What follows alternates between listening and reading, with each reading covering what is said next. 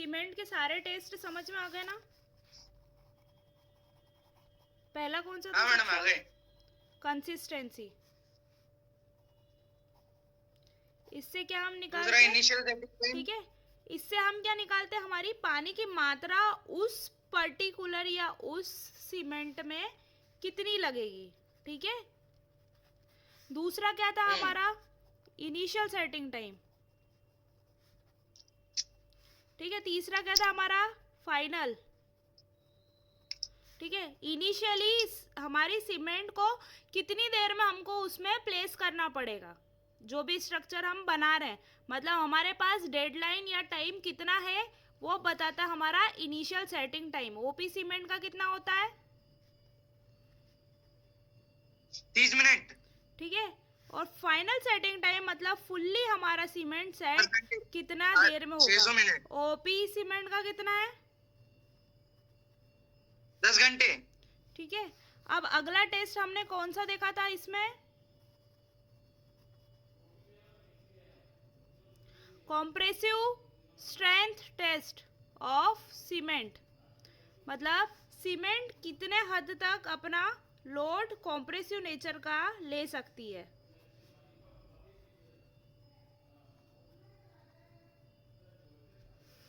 ठीक है, अगला हमने कौन सा टेस्ट देखा था?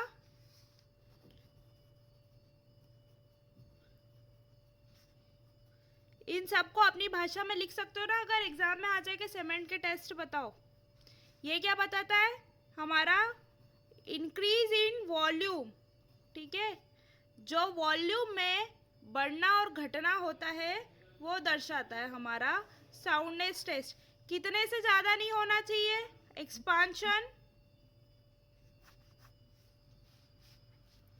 10 mm से ज्यादा नहीं होना चाहिए।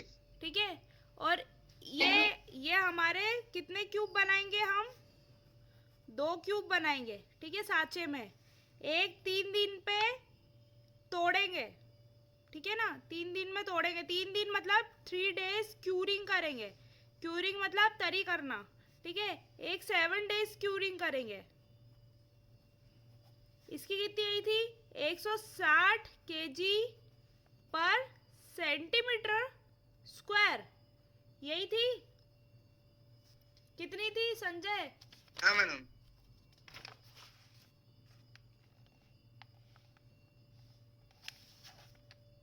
हाँ मैडम। है ना, और 7 दिन पे जो तोड़ा था उसकी कितनी थी?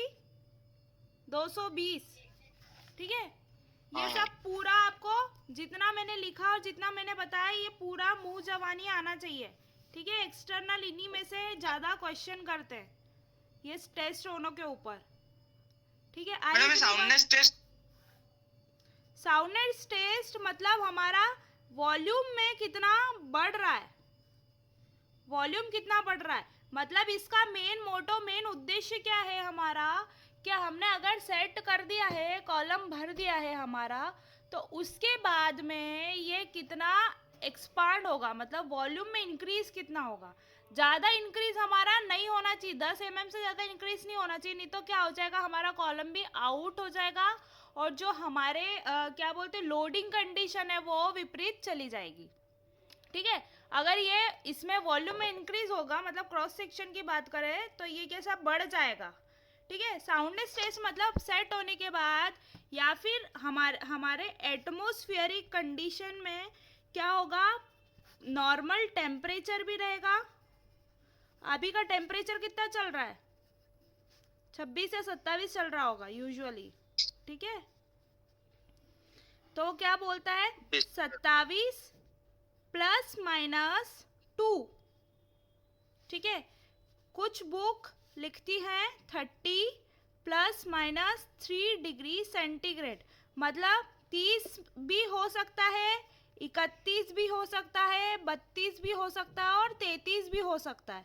ठीक है, माइनस करते चलेंगे तो 29 भी हो सकता है, 28 भी हो सकता है और कितना, 27 भी हो सकता है। इस रेंज में टेम्परेचर होना चाहिए। प्लस माइनस कहीं भी आएगा, आपको ये टर्म जहाँ भी आती है तो हम सीधे डिनोट करते हैं कि 30 के बाद 31, 32, 33 हो सकता है, या 30 के बाद माइनस करते हैं हम तो 29, 28, 27 से लेकर के 33 तक की रेंज में टेम्परेचर होना चाहिए। ठीक है, तो अगर हम इस वाले पानी के अंदर हमारा क्या रखेंगे, साउंडनेस टेस्ट का एपरेटस रखेंगे। ठीक है, इतना टेम्परेचर वाले पानी के अंदर थर्मोमीटर डाल करके इसका पानी का टेम्परेचर निकाल लेंगे हम, फिर इसके अंदर रखेंगे हम कितने देर के लिए, 24 आवर्स के लिए, 24 घंटे के लिए रखेंगे। फिर उसके बाद इसको निकाल लेंगे 3 घंटे तक, 3 आवर्स के लिए हम इसको बॉइलिंग पॉइंट, कितना पानी कितनी देर में उबलता है, 100 डिग्री सेंटीग्रेड पे पानी उबलने लग जाता है ना, तो हम इसको क्या करेंगे, उबाली लेंगे और इसके अंदर 3 घंटे तक ये वाला एपरेटस पटक देंगे। इसका उद्देश्य क्या रहा, क्योंकि 100 डिग्री टेम्परेचर के पानी के बाद में तो इस पे कोई भी तरह का हमारा जो भी स्ट्रक्चर बना है, मेरी ये दीवारें बनी है, दरवाजा बना है, क्या इस पे 100 डिग्री टेम्परेचर में उबल रहे हैं, नहीं उबल रहे हैं ना। मतलब हमने इसको एक्सट्रीम कंडीशन में डाल दिया, मतलब ज़्यादा से ज़्यादा कंडीशन में इसको डाल दिया कि इस कंडीशन के अलावा तो हमारे स्ट्रक्चर पे कोई भी तरह की कंडीशन नहीं लगेगी। ठीक है, ये नॉर्मल या कम से कम, ठीक है, और ये ज़्यादा से ज़्यादा, ठीक है, नॉर्मल कंडीशन में रहेगा, या तो हमारा जो भी स्ट्रक्चर है ये हमारा बॉइलिंग तक तो जाएगा ही नहीं। तो इस स्थिति में हमारा सीमेंट कितना एक्सपांड हो रहा है और कितना कॉन्ट्रैक्ट हो रहा है, ये चीज़ हमको समझ में आती है। ये होता है हमारा साउंडनेस टेस्ट का उद्देश्य, कि हमारा वॉल्यूम कितना बढ़ रहा है, आयतन कितना बढ़ रहा है। अगर मुझे इस साइज का चाहिए हमारा कॉलम, और अगर ये बढ़ गया तो क्या होगा, अगर जो इसके ऊपर बीम रखूंगी मैं, या बीम या कोई सा भी स्लैब टिकाऊंगी, तो वो क्या होगा, आउट जाएगा। कैसा आउट जाएगा, कि वो हमारा लोडिंग कंडीशन सेंट्रिक नहीं होगी, इसेंट्रिक हो जाएगी। आपको अनिल सर ने पढ़ाया होगा, एक तो सेंट्रिक होता है और एक इसेंट्रिक होता है। लोड मैकेनिक्स में पढ़ा था क्या, मैकेनिक्स में पढ़ा था क्या, CGMI निकालना। हाँ मैडम। ठीक है, ये आई सेक्शन, इसका CGMI निकालना, चाहे ये रेक्टेंगुलर का। ठीक है, तो ये कैसा है हमारा, ये YY एक्सिस है, ये XX एक्सिस है। अरे पढ़ा है क्या ये, हाँ मैम, हाँ न्यूमेरिकल न्यूमेरिकल करे, तो इसकी सेंटर ऑफ ग्रेविटी कहाँ लाई करेगी, इसके सेंटर पे। क्यों, क्योंकि ये इसके अराउंड घड़ी हो जाएगा, इसका कोना मैं यहाँ मिला दूंगी, इसका कोना यहाँ मिला दूंगी, तो ये कैसा हो जाएगा, फोल्ड हो जाएगा। इसका कोना यहाँ मिला दूंगी, इसका कोना यहाँ मिला दूंगी, क्या हो जाएगा, फोल्ड हो जाएगा। ठीक है, तो ये क्या है, सिमेट्रिक है। फोल्ड हो जाना मतलब अपनी एक्सिस के अराउंड फोल्ड हो जाना। अगर मैं इसको फोल्ड करूंगी तो ये प्रॉपर यहाँ से ये दोनों कोने मिल जाएंगे, मतलब सेंट्रिक है। ठीक है, ये भी सेंट्रिक है, ये अपनी स्थिति में फोल्ड हो जाएंगे। मगर अगर इसकी बात करूंगी तो ये क्या है, इसेंट्रिक है। ठीक है, क्योंकि क्यों इसेंट्रिक है, क्योंकि यहाँ पे हॉलो है और यहाँ पे क्या है, पूरी हार्ड बॉडी। क्या ये हमारी एक्सिस के अराउंड सिमेट्रिक है, नहीं है, क्योंकि अगर मैं ये फोल्ड करती हूँ तो ये इसके ऊपर फोल्डिंग में नहीं आएगा। अगर ऐसे ही दाने अगर यहाँ बने होते हैं तो ये अपनी एक्सिस पे पूरा फोल्ड हो जाता है, तो ये असिमेट्रिक है, अपनी एक्सिस पे सिमेट्रिक नहीं है। आई बात समझ में, आ गई कि नहीं आई, थोड़ी सी सिमेट्रिक और असेंट्रिक। तो इस पे भी जो भी हम लोड लगाते हैं, अगर मैं इस पे लोड लगाऊंगी तो ये रेलेगा, समझ में आ रही है बात। तो ये इसेंट्रिक लोडिंग हो रही है, कोई भी चीज में मैं अगर लोड लगा रही हूँ तो ये रेलेगा। क्यों रेलेगा, क्योंकि भैया ये ऊपर का इसका डायमेंशन और स्थितियां अलग अलग है, नीचे की इसकी अलग अलग है। ठीक है, अगर वहीं ये सेंट्रिक होता तो इस पे अलग तरह की लोडिंग कंडीशन आती है। इस एडाप्टर की बात करती हूँ मैं। ठीक है, ये अगर इग्नोर करोगे आप, इतना सा पार्ट हटा दे तो मतलब अगर सोचोगे ये है ही नहीं, सोचो कि ये है ही नहीं, ठीक है, तो क्या ये सेंट्रिक है, इस पे लोडिंग कैसी आएगी, पूरी होल बॉडी अपना पूरा भागीदारी देगी लोड सहने में। ठीक है। मगर अगर इस असेंबली की बात करूँ जो ये एक्स्ट्रा है, 2 पिल्लर और ये पूरा स्लैब, ठीक है, इस असेंबली की बात करूँ तो भैया ये सेंट्रिक नहीं है। अगर देखो ये रेल रहा है, इस पर लोडिंग कंडीशन जैसे आएगा ना, लोड ऊपर से, तो ये या तो यूँ रेल जाएगा या फिर यूँ रेल जाएगा, ठीक है। मगर अगर इस असेंबली की बात करूँ, ये सोचूं कि ये है ही नहीं, तो ये नहीं रेलेगा। समझ में आ रहा है डिफरेंस? ये एज इट इज़ अपनी जगह पर टिका रहेगा, ठीक है। समझ में आ रही है? तो ये मैकेनिक्स में आपको पढ़ना था सेंट्रिक और इसेंट्रिक, ठीक है। अभी शॉर्ट के लिए मैंने बता दिया कि जिस भी चीज़ में सेंट्रिक लोडिंग रहती है वो हम क्या मानते हैं, टिकाऊ या स्टेबल, ठीक है। स्टेबल है, स्ट्रक्चर हमारा स्टेबल है। और इसेंट्रिक लोडिंग भी हमको बहुत सारी चीज़ों में क्या आती है, इसेंट्रिक लोडिंग होती है। ज़रूरी नहीं है सारे हमारे स्ट्रक्चर सेंट्रिक बने।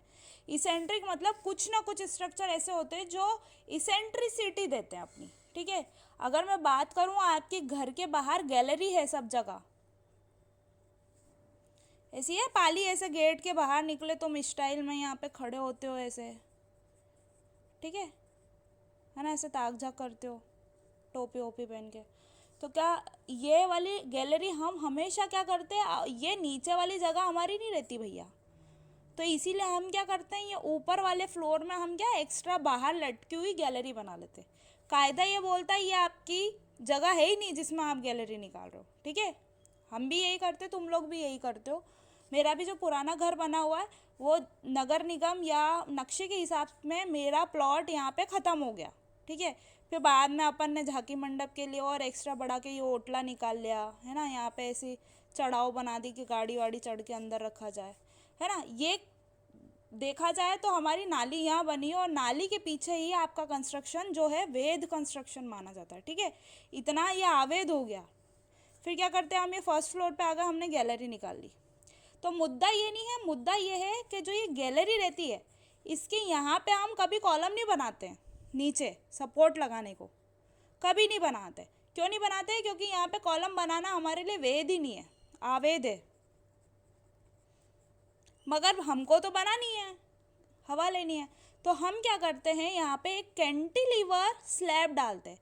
कैंटिलीवर स्लैब डालना मतलब ये हमारा ऑलरेडी बॉडी है और यहाँ से हम क्या करते हैं, ये स्लैब बनाते हैं, है ना, ताकि ये गेट खुलता है और ये गैलरी में आप वो करो। मगर ये रुकना, एक सेकंड में फ़ोन टिका लो। दिख रहा है सभी को? दिख रहा है या नहीं? अरे दिख रहा है क्या? दिख रहा है। ठीक है। ये तो हमारा पूरा बिल्डिंग जो बना हुआ है, ये हमने बनाया था हमारा स्लैब। क्या हुआ? दिख रहा है ना?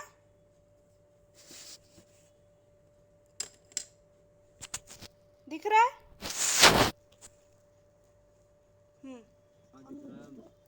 तो ये जो स्लैब है ना, इसके नीचे हमने यहाँ से कॉलम नहीं बनाए। कॉलम बना दिए होते तो ये स्लैब अपनी जगह पे टिक जाती। कॉलम नहीं बनाए तो इसमें कोई सपोर्ट नहीं है। ये यहाँ से भी इसको सपोर्ट मिल जा रहा है, यहाँ से भी मिल जा रहा है, तो ये कैसा सिंपली सपोर्टेड स्लैब कहलाता हमारा। जो ये एक्स्ट्रा वाला, कौन सा वाला? Simply supported. मतलब हमने एक कॉलम या पिलर पे ये छत टिकी हुई है। सबको दिख रहा है ना? क्योंकि मैं स्क्रीन नहीं देख पा रही हूँ, आप बताना नहीं दिखता है तो। और हम बात करते हैं कि हमारी गैलरी में किसी भी प्रकार का नीचे से सपोर्ट नहीं रहता है, तो ये कैसी रहती है? झूलने वाली रहती है, कैंटिलीवर रहती है, ठीक है। मतलब ये इस वाले पॉइंट से ही जुड़ी हुई रहती है, ठीक है। बिल्डिंग से सिर्फ यहाँ से जुड़ी हुई रहती है, ठीक है। बाकी ये ऐसी फ्री रहती है। तो इस पे अगर आप आते हो या आप खड़े होते हो तो किस प्रकार की लोडिंग देते हो? यहाँ पे कोने में खड़े हुए हो तो ये इस प्रकार की लोडिंग देते हो। अगर ये कमज़ोर होगी, नाजुक रहेगी, तो ये ऐसे मुड़ के टूटेगी, ठीक है। समझना, ऐसे जुड़ी हुई है। अगर यहाँ पे आप खड़े हो जाओगे तो ये इस तरह से टूटेगी, ठीक है। अगर टूटती है तो अगर आपका लोडिंग एक्सीड हो जाता है, जो लोड देना चाहिए उससे ज़्यादा आप दे देते हो, तो इस तरह से टूटेगी। क्यों टूटेगी इस तरह से? क्योंकि इसके नीचे क्या है? सपोर्ट नहीं है। अगर सपोर्ट रहता तो ये ऐसी की ऐसी खड़ी रहती, या तो फिर ये बैंड हो करके टूटती, ऐसे झूल के रेल करके टूटती, मगर चूंकि नहीं है तो ये कैंटिलीवर सपोर्ट कहलाता है। ठीक है, जो मैंने ये बताया था। ये आपकी गैलरी है, ये सिर्फ और सिर्फ इस बॉडी से ही अटैच्ड है, मतलब यहीं से जुड़ी हुई है। तो इस पे कंडीशन जो आएगी, ऐसा वाला हमारा मूवमेंट आएगा। ठीक है, जब आरसीसी टॉस पढ़ोगे तो आपको समझ में आएगा कि मूवमेंट क्या होता है। जब हम यहाँ पर लोड लगाएंगे ज़ीरो पे, चलो कोने पे ही हमने लगाया, तो जो मूवमेंट होगी 5 किलो न्यूटन का लोड लग रहा है, मानो चलो 5 किलो बोल लो, किलो न्यूटन समझ नहीं आएगा, 5 किलो का लोड लग रहा है। और ये गैलरी कितनी है, 1.5 मीटर की है। 1.5 मीटर की तुमने क्या दी है, गैलरी दी है, लंबी, मतलब बाहर निकली हुई। ठीक है, तो इस सपोर्ट पे जो लोड पड़ेगा ना, तो वो कितना हो जाता है, 5 इंटू 1.5। 5 का तो लोड है जो लग रहा है, और जितनी दूरी पे लग रहा है वो, तो कितना हो गया मल्टीप्लाई करने पे,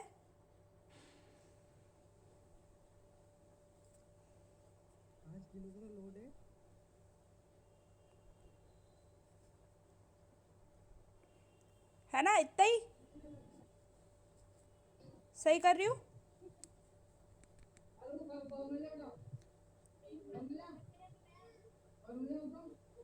है ना, 7.5 kg यहाँ का लोड होगा। ठीक है, मतलब चीज़ आप समझ रहे हो। 5 का लोड यहाँ पर, ये लंबाई के कारण से कितना लग गया, 7.5। ठीक है, ऐसे ही हम बात करते हैं तो इस पॉइंट पे जब 5 का लोड आएगा ना, देखो अगर आप खड़े हो बीच में, है ना, यहाँ पे खड़े हो आप, 5 किलो का लोड यहाँ पे लग रहा है, तो कितना हो गया ये, इसका आधा, 1.5 का आधा, अरे 1.5 का आधा कितना होता है, 0.75 यहाँ पे और 0.75 यहाँ पे, मतलब आप बीच गैलरी में खड़े हुए हो, तो 0.75 का तो कोई मतलब ही नहीं, आप यहाँ खड़े हो, तो कितना लोड लगेगा, तुम 5 किलो के हो। ठीक है, तो 5 इंटू 0.75 मल्टीप्लाई करो, कितना आता है मैडम, 3.75। 3.75।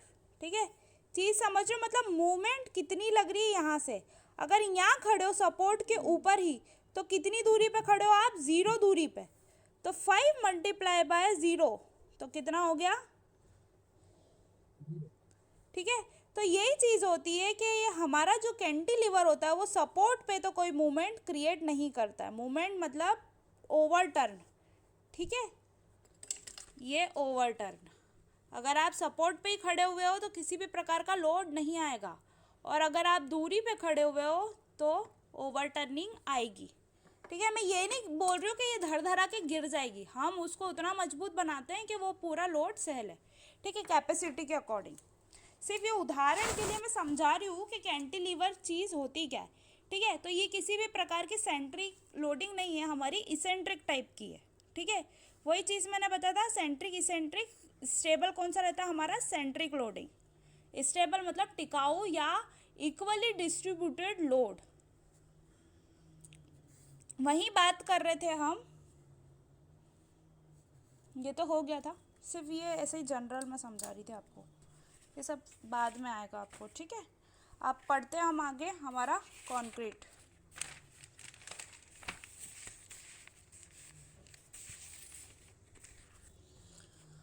आ जाओ भैया, कंक्रीट पढ़ते हैं आज से नया chapter. Concrete is a composite product. Composite मतलब कोई सा भी ऐसा प्रोडक्ट जो अलग अलग मटेरियल से मिल करके बने। ठीक है, आरसीसी कैसा प्रोडक्ट है हमारा, कंपोजिट है। क्यों, क्योंकि इसमें सरिया भी है, स्टील भी है, इसमें क्या है, सीमेंट भी है, और कंक्रीट तो इसको बोलते ही है।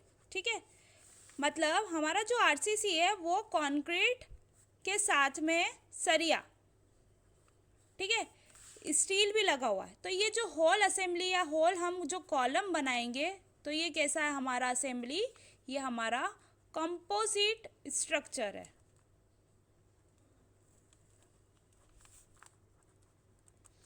ठीक है, अब हम बात करते हैं जो हमारी स्टील की गर्डर के पिलर बना रहे, या हमारा जो मोबाइल टावर कह लो या कोई सा भी इलेक्ट्रिसिटी टावर कह लो, तो वो पूरा का पूरा एक ही बॉडी से बनता है, ठीक है। तो वो प्योर स्ट्रक्चर कहलाता है, या वो वन बॉडी या वन मटेरियल स्ट्रक्चर कहलाता है। मगर हम अभी कंपोजिट स्ट्रक्चर को वाइडली यूज़ करते हैं। ब्रिक मैसनरी में किसी भी प्रकार का हमारा सरिया नहीं होता है,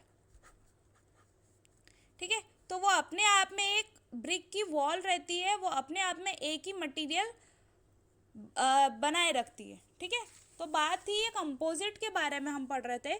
ऐसा कोई सा भी स्ट्रक्चर या ऐसा कोई सा भी चीज़ है जो हमारे दो या दो से अधिक चीज़ों से मिलकर के बना हुआ है, उसको बोलते हैं हम कंपोजिट स्ट्रक्चर, ठीक है। आई बात समझ में? obtained artificially by hardening the mixture of cement, sand and gravel। क्या बोल रहा है कि हम इस मटेरियल को खुद से बनाते, आर्टिफिशियली बनाते, अलग अलग स्ट्रेंथ के हिसाब से बनाते, हमको जो ज़रूरत है उस हिसाब से बनाते। मतलब ये डिपेंड करता है, अगर हम इसके रेशो में वेरिएशन कर दें तो हमारी कॉस्ट पे भी इफ़ेक्ट आता है, ठीक है। अगर हम कम रेशो का, कम स्ट्रेंथ का कंक्रीट बनाएंगे तो वो हमको क्या सस्ता पड़ जाएगा, ठीक है। ज़्यादा स्ट्रेंथ का कंक्रीट बनाएंगे तो वो पैसे में ज़्यादा पड़ेगा, ठीक है। ऐसा आप गए थे, आपको अगर मार्बल ही लेना तो भैया मार्बल के भाव क्या है, फिक्स है, वो ना तो कम होगा ना ज़्यादा होगा, जो भी रेट चल रहा है उस हिसाब से मिलेगा, ठीक है। मगर यहाँ पे क्या, अगर आपको मार्बल लगाना, आपको उतनी स्ट्रेंथ नहीं चाहिए तो आप ऐसा बोलोगे कि भैया कम स्ट्रेंथ का मार्बल दे दो, नहीं। मार्बल तो मार्बल एक फिक्स रेट है, क्योंकि उसमें किसी भी प्रकार के वेरिएशन नहीं होंगे। मगर कंक्रीट बनाने में हम चूँकि आर्टिफिशियली बना रहे हैं, मतलब मैन मेड बना रहे हैं, हम हमारे हिसाब से बना रहे हैं, ठीक है। कैसे बनता है ये, सीमेंट, सैंड और ग्रेवल, सीमेंट, सैंड और एग्रीगेट। ग्रेवल को ग्रेवल भी बोल सकते हैं, एग्रीगेट भी बोल सकते हैं, मगर हम हमारी टर्मिनोलॉजी में एग्रीगेट बोलेंगे, ग्रेवल कम यूज़ करेंगे। ग्रेवल मतलब और बड़े बोल्डर्स होते हैं, ग्रेवल मतलब बड़े बोल्डर्स, ठीक है। वो बोल्डर्स कहाँ पर हम मास कॉन्क्रीटिंग में यूज़ करते हैं। मास कॉन्क्रीट मतलब डैम हुआ है जैसे, और जैसे पिलर्स हुए, वहाँ पर यूज़ कर सकते हैं, ठीक है। तो क्या होता है, ये कैसे बनता है हमारा, जब ये जो पेस्ट हार्ड होता है तब जा कर के हमारा क्या बनता है, कंक्रीट बनता है, ठीक है। And water in pre determined proportions. ऐसा क्यों बोला, जब हम पानी मिलाएंगे तो प्री डिटरमाइंड मतलब पहले से कैलकुलेट करा हुआ हमारा अनुपात होना चाहिए। प्री डिटरमाइंड मतलब हम पहले से ही सीमेंट की कंसिस्टेंसी निकाल लेंगे, जोन सी भी सीमेंट हम इसमें मिला रहे हैं उसकी कंसिस्टेंसी हम पहले से निकाल लेंगे। कंसिस्टेंसी मतलब हमारा गाढ़ापन, मतलब पानी की मात्रा हमको जितनी मिलानी है वो। आई बात समझ में? इसलिए एक सिंक्रोनाइज ऑर्डर में मैंने आपको सब कुछ पढ़ा है। पहले आपको पढ़ाई थी गिट्टी, एग्रीगेट जो छोटे होते हैं, जिसमें क्या आ गया, सैंड आ गई थी, फिर एग्रीगेट आ गए थे, फिर हमने पढ़ा था सीमेंट, फिर सीमेंट के अंदर से पढ़ा था कि पानी कितना डाले, ठीक है। टेस्ट भी आपको पढ़ा दिए। अब आकर के कूदी मारी हमने कंक्रीट पे। चूँकि आपको ये तीनों चीज़ से अवगत हो, सीमेंट अभी हमने पढ़ी, एग्रीगेट हम थोड़ी देर पहले मतलब सीमेंट के पहले पढ़ चुके हैं, और प्री डिटरमाइंड का मतलब है कि हमने पानी की मात्रा कितनी मिलानी है, ये हमने कैसे निकाल लिया, विकेट एपरेटस की मदद से, ठीक है। तो हमको पता है कि हमारा जो कंक्रीट बनना है वो कैसे बनेगा। आ रही है इतनी बात समझ में? हाँ ma'am. When these ingredients are mixed, they form a plastic mass। Plastic का मतलब है कि हार्ड, प्लास्टिक का मतलब ये प्लास्टिक नहीं कि भैया इसमें जो प्लास्टिक लगा हुआ है या प्लास्टिक की पन्नी जो आ रही है। प्लास्टिक का मतलब हमारी लैंग्वेज में या हमारे सिविल इंजीनियरिंग में ये होता है कि ये जो है हमारा हार्ड है। प्लास्टिक मतलब ये मैं फोर्स लगा रही तो ऐसा नहीं कि मेरी उंगली यहाँ पे मंड रही है, ठीक है। कंक्रीट जब नरम होगा या कोई सा भी मटेरियल होगा वो कैसा रहेगा, सैंड कैसी रहेगी, प्लास्टिसिटी रहेगी क्या, ऐसे खुली रेती में मैं अगर हाथ घुसाऊंगी तो अंदर घुस जाएगा, है ना, वो मेरा अपोज नहीं करेगी हाथ का। मगर यहाँ दीवार की बात कर रही हूँ तो वो मेरा अपोज कर रही है, रोक रही है अंदर घुसने से हाथ को।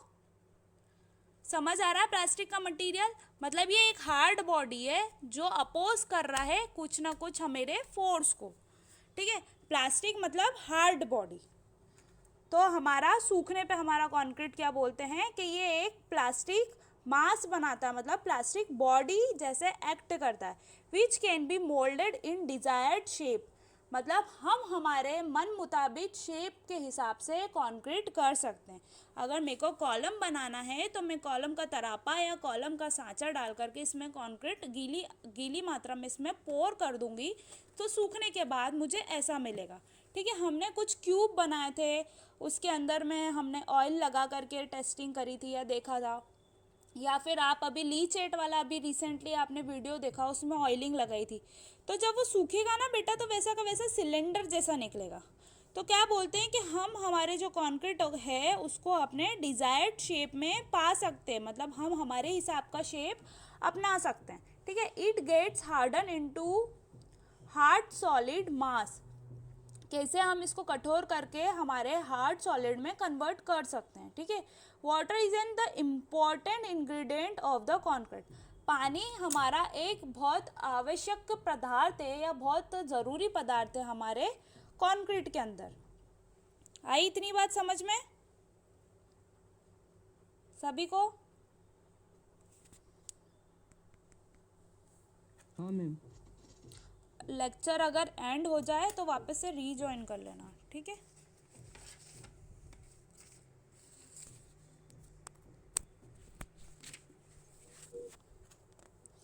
हमारे अब अगले टॉपिक पे आते हैं, इंग्रेडिएंट ऑफ कंक्रीट।